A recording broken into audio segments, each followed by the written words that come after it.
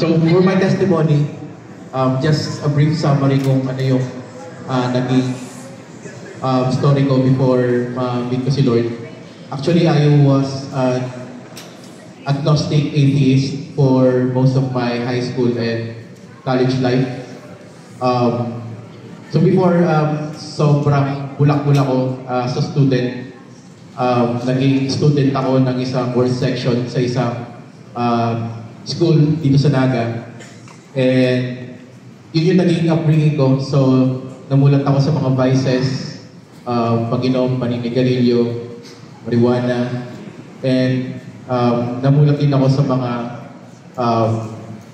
sexual immorality until one time while nasa outing kami, experience parang akala ko mamatay na ako because kaming tatlo ng magkaibigan, muntik na kami malunod. So I questioned the reality ng consciousness, kung saan ba nagpupunta yung consciousness ng tao after niya mamatay. And then it led me sa iba't ibang mga near-death experience din na testimonies. But my only concern ng time na yun is kung mali yung worldview ko as an atheist. Kung someday haharap ako sa Diyos, kung meron man, siguradong lagot ako sa Kanya kasi sa mga ginawa kong kasalanan. And yun yung naging way ko para isik yung truth about faith and religion. Akala ko dati ang religion para lang sa mga gullible people, unintelligent person, uneducated ones. Pero as I deep dive dun sa pag-aaral ng religions, ang nagbibig sense sa akin is yung Christianity. I know na I'm a sinner. Marami akong nagawa para i-offend ng Diyos and deserve ako na mapunta sa impyerno dahil sa mga ginawa ko. Banalang Diyos. And then, nag-try akong pumunta sa isang church.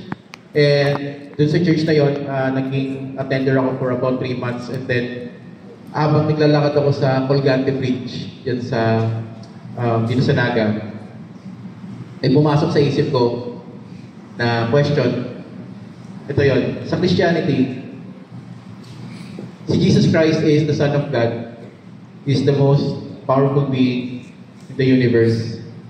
Bakit hindi niya niligtas yung sarili niya nung papatayin sa cross? And naglinger yun sa mind ko habang nandun ako sa Colgante Bridge. And sakto may data yung phone ko. So sinerch ko kung bakit ba hindi na lang niligtas ng Diyos. Tama yung Pharisee. Sabi ko, bakit anak yan ng Diyos, bakit hindi niya iligtas yung sarili niya? Bumaba siya sa cross. And then, actually yung nakapag-evangelize sa akin is yung Google na in-explain niya, may nakita akong article, in-explain niya kung bakit kailangan mamatay ni Jesus Christ, kung bakit hindi siya nanlaban, kung bakit willful yung pagkamatay niya sa cross. And lahat biglang nag-make sense para ako nabuhusan ng malamig na tubig. Yung kinakatakot ko na judgment o yung galit ng Diyos na darating sa akin balang araw kung mamatay ako, ngayon may answer na. So so basically yung answer doon sa question ko is hindi niya niligtas yung sarili niya sa pagkamatay sa cross dahil kusa niyang ginawa yun para mamatay para sa kasalanan ng tao. And yung pagkamatay niya yun, yung nagbigay ng daan para maging posible yung kaligtasan sa mga makakasalanan. At sabi ng article, ang kailangan natin gawin is to respond in faith, pananampalataya, and repentance. And at that moment, nag-make sense lahat ng mga sinishare sa akin gospel nung bata pa ako. Yung sinasabi nilang, Jesus saves. Akala ko dati pag sinabing Jesus saves, ililigtas ka sa pagkahulog sa bangin, ililigtas ka sa pagkasagasa ng sasakyan. Then again, lahat nag-make sense. Jesus saves pala from sin. Jesus saves from the eternity in hell. And doon ko na-realize na, okay, ang kailangan ko lang palang gawin is manampalataya at magsisi sa mga kasalanan.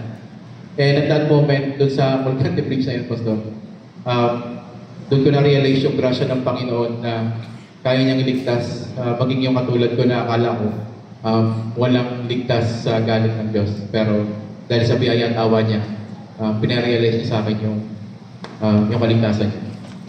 Salamat po. Very nice. Okay. So,